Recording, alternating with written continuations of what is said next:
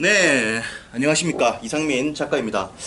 오늘도 책 쓰기에 대한 이야기를 이어가도록 하겠습니다. 저는 이상민 작가이고 현재 이상민 책쓰기 연구소를 이끌고 있습니다. 그리고 여기 있는 약 한 20여 권의 책을 집필을 했습니다. 현재 대한민국 30대를 대표하는 청년 작가로 불리고 있습니다.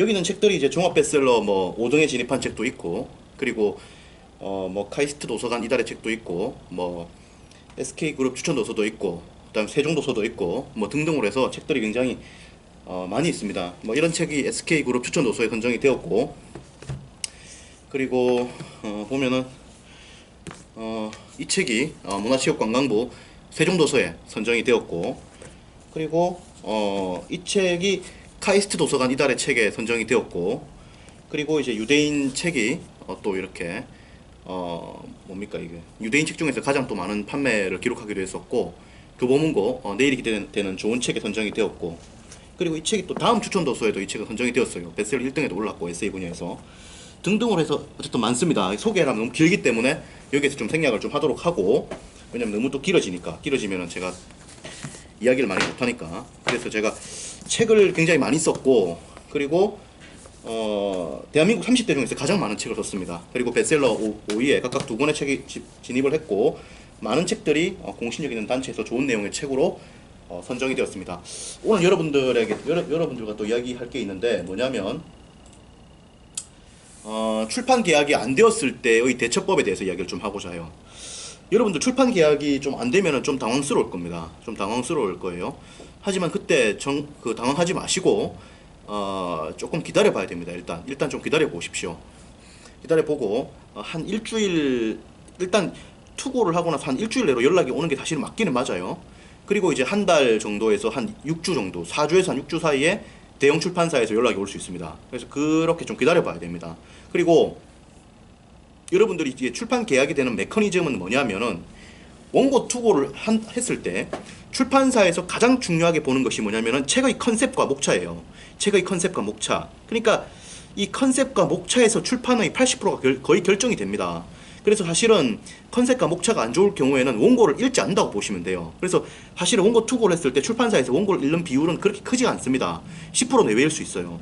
대부분 다 원고를 읽지 않고 폐기 처분해버릴 수 있습니다. 왜냐면은 컨셉과 목차에서 이미 승부가 났기 때문입니다. 그래서 사실상 책의 경우에는 컨셉과 목차에서 거의 승부가 나요. 여기서 80% 이상 승부가 납니다. 컨셉에서 이제 어떤 독자, 타겟 독자가 누구이고 어떤 메시지를 줄 것이고, 그랬을 때 어떤 파급력이 나올 것이고, 그리고 실제로 시장은 어떤 식으로 형성이 돼 있고, 경쟁 도서가 실제로 어떤 상황으로 펼쳐지 경쟁 도서가 어떻게 실제로 움직이고 있고, 이런 것들을 다 분석을 해봐야 돼요. 분석을 해가지고 컨셉을 잡아야 됩니다. 또한 저자가 이런 책을 쓸 수 있는지 없는지, 저자가 이런 책을 쓸 수 있는지 없는지, 이런 것들을 좀 판단해봐야 되고, 말을 했을 때 어떤 식으로 반응이 나올 것인가, 이런 것들도 여러 가지로 좀 고려를 해봐야 되고, 실제로 타겟 독자라는 사람이 어떤 생각을 갖고 있는가에 대해서도 좀 생각을 해봐야 돼요. 그런 것도 조사를 해봐야 되고, 실제로 시장 상황들도 책을 읽거나 여러 가지 경제 지표를 통해서 좀 분석을 해봐야 됩니다. 그런 걸 통해서 종합적으로 판단을 해서 컨셉을 만들고, 그걸 토대로 해서 일관성 있는 메시지를 목차에서 잡아줘야 돼요. 거기서 사실 승부가 나는 겁니다. 그리고 원고는 사실은 이제 부가적으로 이제 들어가게 되는 거죠. 근데 원고를 아예 못 쓰면 또 출판이 안 돼요. 원고를 아예 못 쓰면 출판이 안 됩니다. 원고를 쓰는 핵심은 뭐냐면은 컨텐츠의 질과 그리고 문장력이라고 볼 수 있어요. 컨텐츠의 퀄리티를 높이는 것과 그리고 문장 길이를 이렇게 줄이는 것, 이 두 가지가 사실은 책 쓰기의 핵심이라고 또 볼 수 있습니다. 이 두 가지를 가지고 또 가는 거예요. 물론 디테일하게 이야기하면 또 굉장히 많습니다. 많은데 핵심을 일단 말씀해 드리고, 자세한 이야기는 또 만나가지고 이야기를 또 하도록 하죠. 여기까지 이야기를 하고, 어쨌든 그렇습니다. 그래서 여러분들이 원고 투고를 한다고 했을 때 출판 계약이 안 됐다, 일단은 좀 기다려 보십시오. 기다려 보시고, 만약에 더 안 된다, 계속 연락이 없다, 그러면은 그때 가서 뭘 해야 되냐면은 원고를 고칠 게 아니라 전체적인 컨셉에 대해서 검토를 다시 해봐야 됩니다. 또한 원고를 고치는 것도 같이 해봐야 되죠. 근데 사실은 일반적으로 이제 원고를 투고했을 때 계약이 안 됐을 경우에는 이게 종합적으로 사실은 문제가 있는 거거든요, 사실은. 그래서 원고도 고치는 것도 생각해봐야 되고, 완전히 새로 쓰는 것도 생각해봐야 되고, 그렇습니다. 이게 사실은 좀 복잡해요. 그래서 사실 투고해가지고 계약이 만약에 안 되었다 했을 때 사실은 가장 좋은 방법은 책을 새로 쓰는 겁니다. 이 원고를 그냥 버려버리고 새로 쓰는 겁니다. 사실 그게 가장 좋은 처방이에요. 만약에 그게 안 된다, 그게 안 되죠. 왜냐면 책 쓰기가 되게 어려우니까. 안 되면 어떻게 되느냐? 문장을 좀 다듬어 보십시오. 문장 다듬는 것만 해도 출판 계약 성공률 높일 수 있어요. 문장 다듬는 걸 통해서도 왜냐면 문장이 안 좋으면 출판이 안 돼요. 또 컨텐츠가 좋아도. 그래서 문장을 다듬는 걸 통해서 출판 계약 성공률 높일 수 있습니다.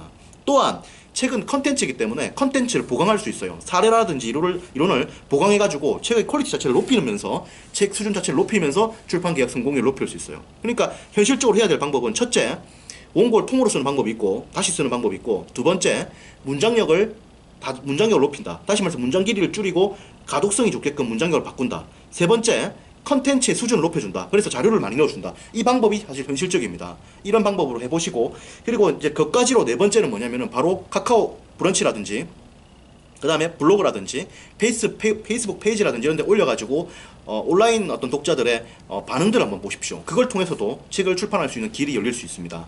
길이 열릴 수 있어요. 왜 그러냐?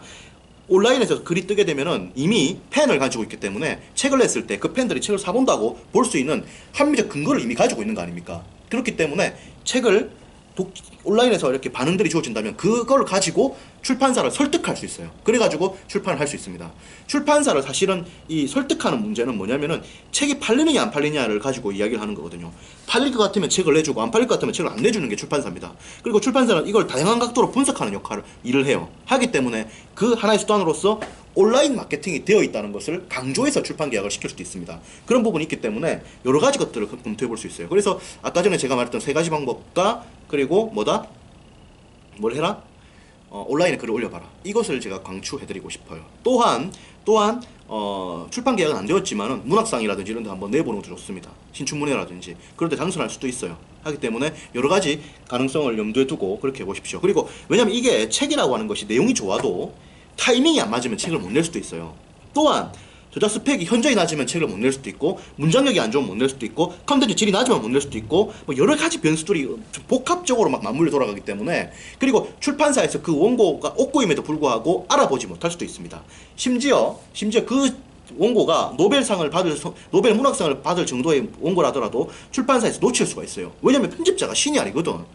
대한민국의 사람이라고 하는 것은 실수할 수 있는 겁니다. 실수할 수 있는 거죠. 그렇기 때문에 대한민국의 모든 편집자가 실수할 수도 있는 거예요. 극단적으로 말해서. 충분히 가능한 일입니다. 이게. 불가능한 스토리가 아니에요. 그래서 그럴 수도 있기 때문에 여러 가지 그 응모를 또 해보라는 겁니다. 아시겠죠? 그래서 세 가지 말씀드렸죠. 원고를 새로 쓰거나 컨텐츠를 보강하거나 문장력을 높이거나 그리고 온라인에 올리거나 그리고 뭘 해봐라?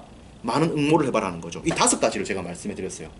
아시겠죠? 그래서 출판 계약이 안 되었을 때는 이 5가지 대처를 해보시기를 제가 권고해드리고 싶습니다. 그래서 이걸 가지고 하시면 되고, 자세한 이야기는 또 이상민 책쓰기 연구소에서 이야기를 나누도록 하죠. 그리고 제가 쓴 책 중에서 책쓰기의 정석이 있습니다. 한번 읽어보시면 많은 도움이 되실 거예요. 그리고 조만간 또 책쓰기에 대한 책이 댄스토리 출판사에서 책이 나올 거기 때문에 한번 보시면 큰 도움이 되실 겁니다. 그동안 제가 많은 또 임상 경험을 했기 때문에 책쓰기의 책을 굉장히 좀 퀄리티 높게 집필을 했습니다. 자신하건대 대한민국 최고의 퀄리티라고 자신할 수 있어요. 그래서 책이 잘 나올 겁니다. 네, 그래서 여기까지 이야기를 하고, 제가 또 이상민 책쓰기 연구소에서 매주 특강을 하고 있으니까요. 일요일마다 특강을 하고 있으니까 네이버 카페 이상민 책쓰기 연구소로 오시면 저와 또 많은 소통을 하실 수가 있습니다. 또 많은 이야기 나누겠습니다. 고맙습니다.